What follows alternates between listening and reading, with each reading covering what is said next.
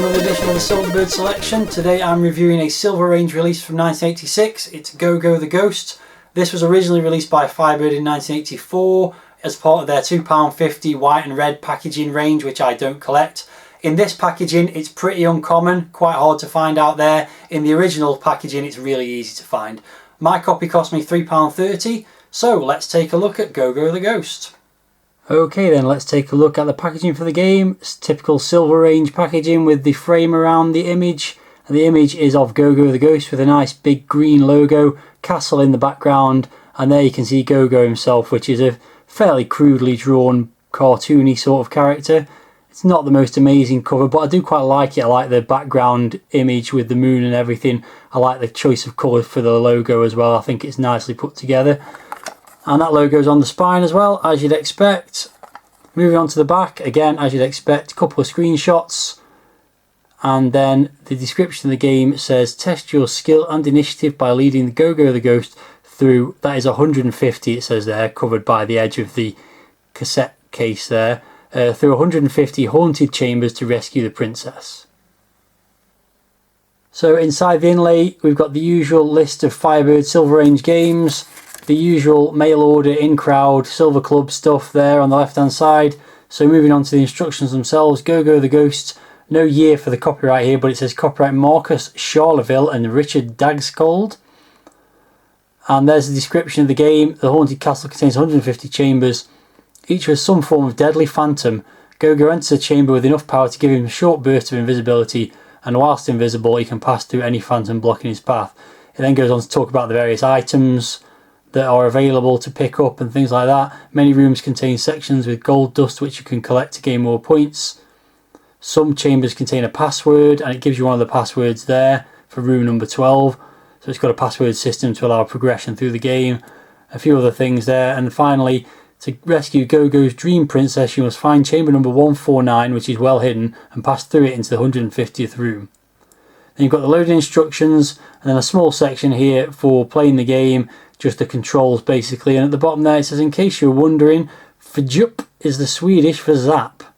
Yeah, we'll get on to what all that means in a moment.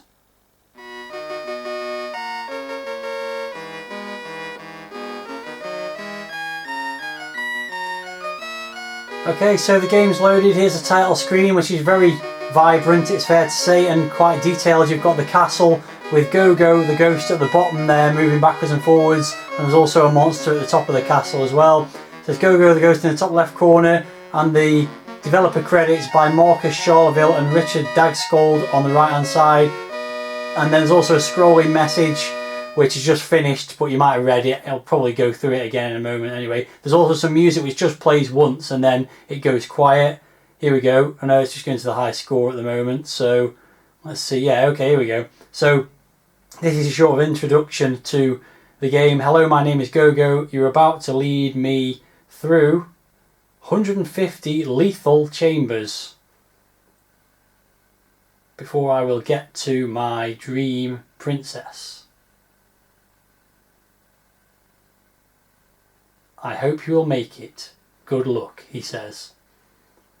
And there's also the possibility here to enter a password. As I mentioned on the inlay, you can enter a password to move to a later screen in the game. There is one that's included in the instructions which we'll use later probably to have a look at it, because I might not find any passwords myself. But if you don't want to use a password, you can just press enter to start the game, which is what I'm going to do.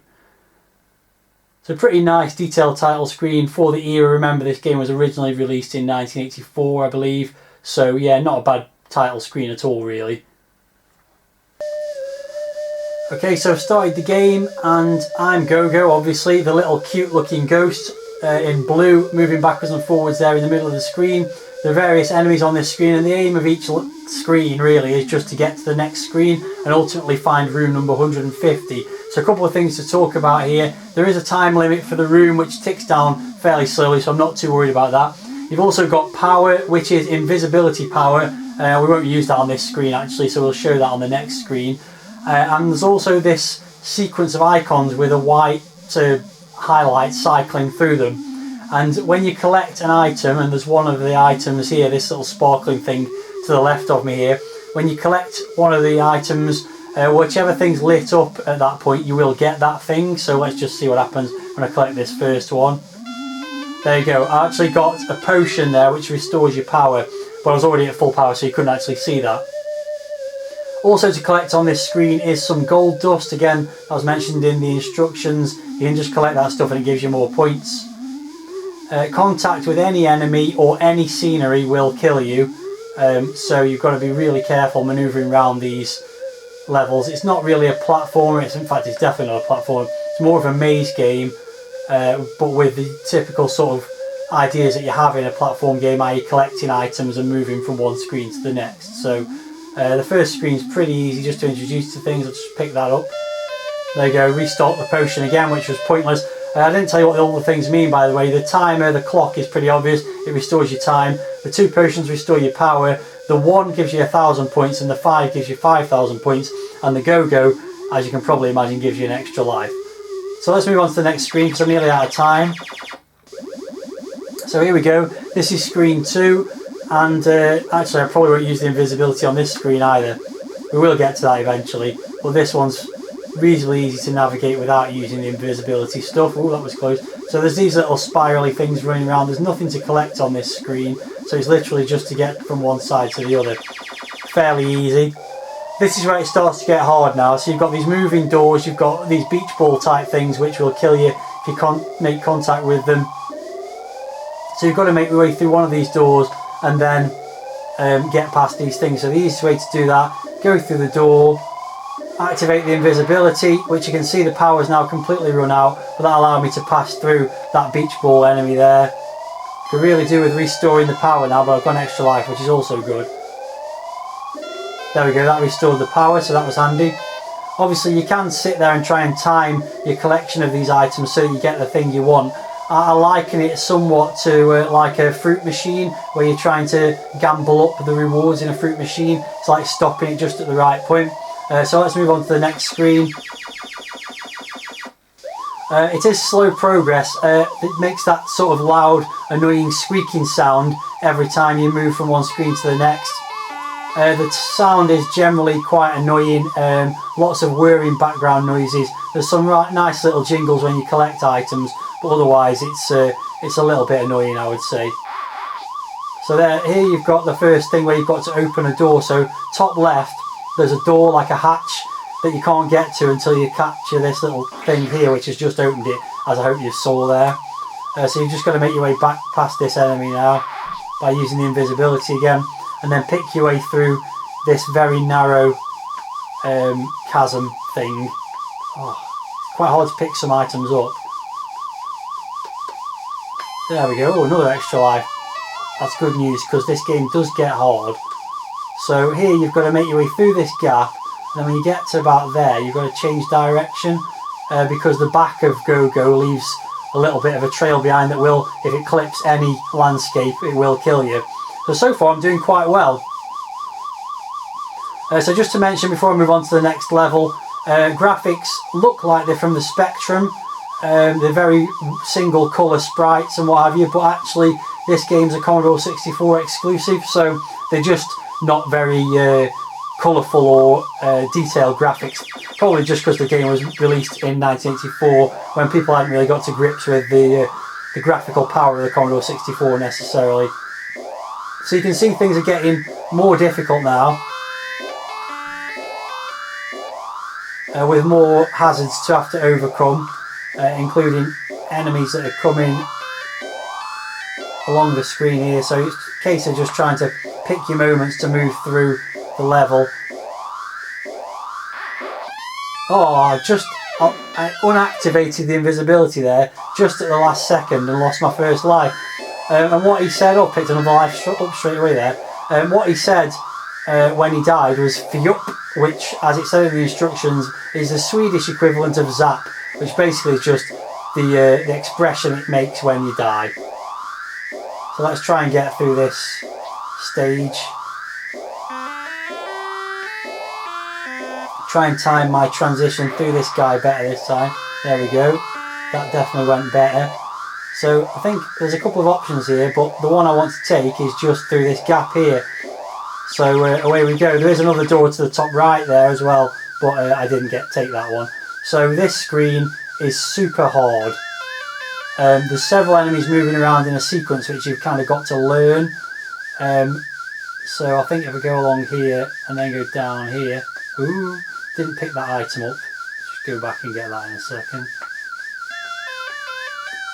And then you've got to get through this bit at the top as well, just to get that catch there, just to allow you to, I think, just get back out of the room. So I think this room's actually kind of a trap.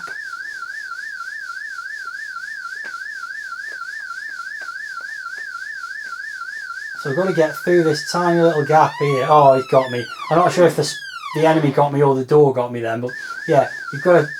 What the heck happened there? I had no chance that time. Oh dear. Yeah, you do lose lives very quickly in this game. There goes another one, especially with randomly appearing enemies that you've forgotten where they're going to come from. Just hang on here, I know I'm safe here. Oh, now another one's appeared. Oh god. Yeah, you can see my lives. Oh, hit the ceiling that time.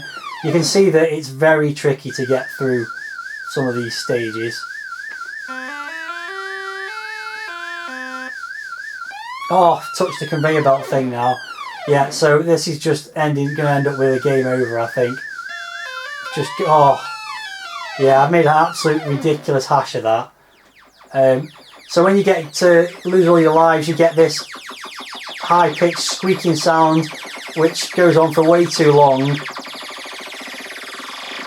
And then eventually you get the game over message. And there you go, I got a score of 14,585. What I haven't shown yet is that there are multiple paths through the level, so I'm going to play through again, get to one of those points where there's a multiple path and show you some other screens. Okay, so I'm back on room number 4, and this is one of the rooms where you can make a choice of which way you want to go. So what I'm going to do here is try and make my way through. Oh no, that's not going to work at the moment. Let's just wait for this thing to disappear and this thing to go back. I'm going to go through to the right this time, whereas last time I went up. So here we can see a different room, which is room number 5, where you've got to make your way through a lot of what look like spikes and pumpkins.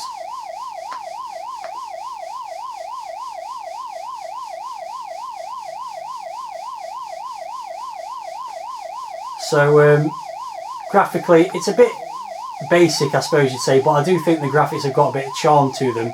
It's a bit odd that actually most of the oh dear, that was rubbish. Most of the space is actually taken up by the status bar and all that kind of stuff underneath. Only half the screen is actually used for the gameplay area, but I don't think that's necessarily a bad thing. See if we can get around this guy.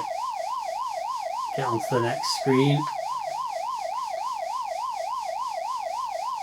Didn't quite work this one out yet. Okay, I think you have to go across the bottom.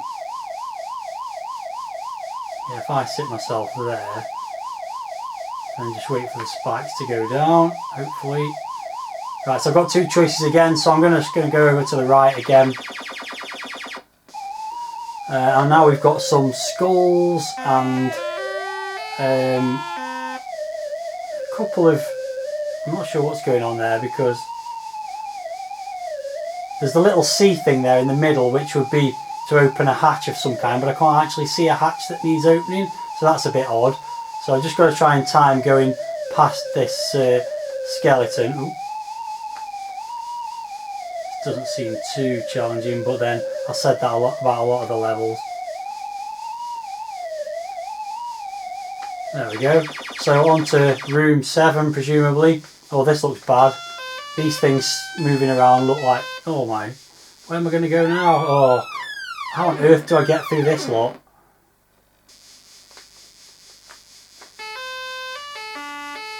I just don't know where to go. I can't work out where to... Maybe go up to the top. I've only got 1 life left now, so unless I pick up some extra lives. Oh, okay. Oh, extra life, that's useful. So there must be some pattern to these crosses, but I'm not quite sure what it is. I'm just going to sit myself there. No, I can see that's a terrible idea already. This looks insanely difficult. as is, oh, I sneaked my way through there, oh, and then something else has got me. I mean, it's hard to anticipate where they're going to come from. So yeah, this is probably where it'll come to an end. And then what I'm going to do is put the password in and just show that password functionality, because I haven't found a password myself. Oh dear, they could come from anywhere. Oh, and I crashed into the wall. Oh, that's so annoying. Oh, but I somehow managed to get myself an extra life just as I died there, so I guess that's one good thing. Oh, yeah, I'm just going to run for it basically. Try not to hit that wall. Just got to hope nothing materialises underneath me now. So I might just make it through here actually. There's quite a lot of action involved, as well as a sort of collection of items and exploration element. That does add a bit of variety to it, but it is really frustratingly difficult in places. Oh, that's very close.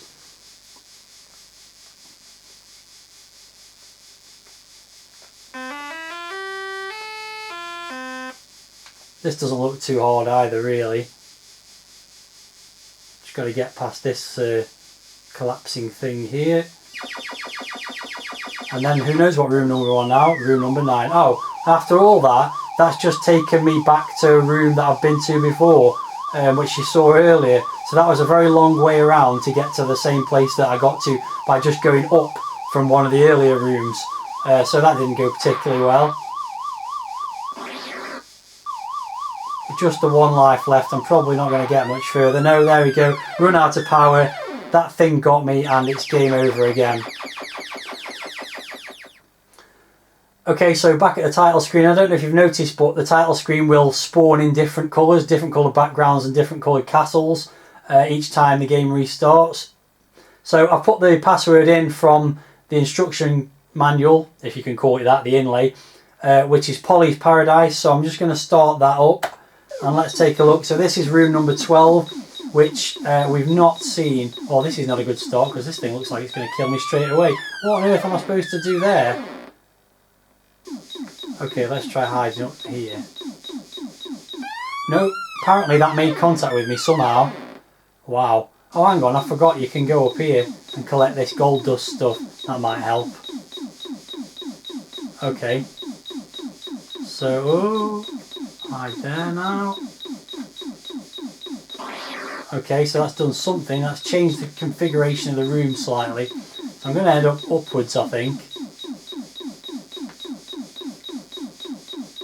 Because there is the option to go and collect all that other gold dust stuff and then change the configuration again and go over to the right. So this looks like a bit of a sort of junction room, if you like, that an atrium that leads to lots of different rooms. So we'll go up, see what we find. This will be the last time I'm playing the game. You've probably seen enough. This doesn't look too bad. There's a lot of appearing and disappearing barriers, but otherwise it looks fairly easy to navigate through. But I've got to go all the way through it to get that little C at the top left, to then move all the way back through to get out of one of the rooms. So there's going to be a lot of precise timing required here. Not forgetting that I've got to get the tail end of GoGo through each of these sets of barriers. This is just a bit tedious rather than particularly difficult, I think. Whoa, that was close. You can see you need some pixel perfect manoeuvring, much like the pixel perfect platforming of the era. These maze games also require you to be very precise. Okay, nearly there. Okay, so that's changed everything, and now I've got to get back down to get to... I've got a couple of options actually. I can either go out of the bottom, which I think will take me back to where I came from, so I want to go to the right really. And let's just work our way through here again. Try not to touch anything. If you touch anything and die, the whole room resets, so you really don't want that in a room like this one. Oh, that's so close. Nearly there. What? Oh, run out of time. Oh, for heaven's sake. That's just so irritating. And that's game over, it seems. So there you go, that's all you're going to see. A few more of the rooms. There's 150 of those to traverse through, which I think you'd probably agree is going to be very, very difficult to do. So back to the title screen, which is now a very vibrant shade of pink. What a horrible combination of colours. And let's talk about the review scores then. So firstly, the packaging I think was pretty simplistic, but I did like the way it was designed, even though the actual image of GoGo on the front wasn't particularly great. I think the overall design was nice and the instructions were decent as well. So I'm going to give it 7 for the packaging. Presentation is pretty nice as well. I do like the title screen, not particularly in this colour configuration, but usually it's quite nice, and it's got a bit of music on. You've got a nice introductory scrolling message, and of course the ability to put passwords in, and also the in-game presentation is pretty good with all the status bar and everything. So I'm going to give it 7 out of 10 for presentation. Graphics are pretty simplistic. They do look like they're Spectrum style graphics, but they're not. They're actually designed this way for the Commodore 64. Yeah, pretty basic, kind of sort of just how they were in that era, I would say. So I'm going to give them 5 out of 10. And the sound was pretty poor as well. There's a lot of annoying, squeaky, whirring background noises. There's a few jingles and things like that when you're collecting items, but overall the sound was not great. I'm going to give it a 4. And playability, well, I think it's actually got some good ideas. I like the fact that it's not linear. You can make your way through the castle in different ways. The idea of being able to sort of collect items and trigger off different things from the status bar, be that replenishing your power or updating your time or getting an extra life or getting points, that's quite clever as well. So yeah, it's got a few clever ideas, but it's really hard. It's really frustrating at times. The fact that you're a ghost and yet you die when you touch the scenery is a bit ridiculous. So because of that, the frustration factor is quite high, even though overall I think it's quite a nice game, and it does have a bit of one more go factor to it. You know, it's reasonably addictive actually, even though it is frustrating. I'm going to go with 5 out of 10 anyway for the playability overall. I think it's got some good ideas, but it's just a little bit too hard. So overall that gives it a score of 5.9, and I would say for $1.99 it's probably just about worth it, as long as you know what you're letting yourself in for in terms of the frustration factor. I don't imagine many people ever completed it without putting a cheat in of some kind to give them unlimited lives or something like that. But it's the exploration and the sort of skill required to navigate through the rooms makes it a reasonably good challenge if you're into that kind of game. So I'd say it was worth the $1.99. So there you go, that's my thoughts on GoGo The Ghost. Let me know in the comments if you've played it and what your thoughts are about it. And that'll do for another review. If you've been following the voting for games thing that I've been doing at the end of each video, then you'll know that GoGo The Ghost was up against Booty, and it actually beat it by just 1 vote. And Booty had not been drawn out before, so that means by my rules it goes back into the tin. Unfortunately there are no other games in the tin now, so I'm going to do the draw just for the sake of ceremony. And coming out of the tin, the last remaining game is... it's Booty. So I will be playing Booty in a future video, and after that I've got another idea for what I'm going to do for voting for games or choosing games, and I'll be doing a separate video about that fairly soon. So thanks very much for watching this video. Coming up next will be the winner of the vote between Ninja Master and Trojan Warrior, and after that I'll review Booty. So that's what we've got coming up for the next few videos. Thanks for watching this one, and I'll see you again soon.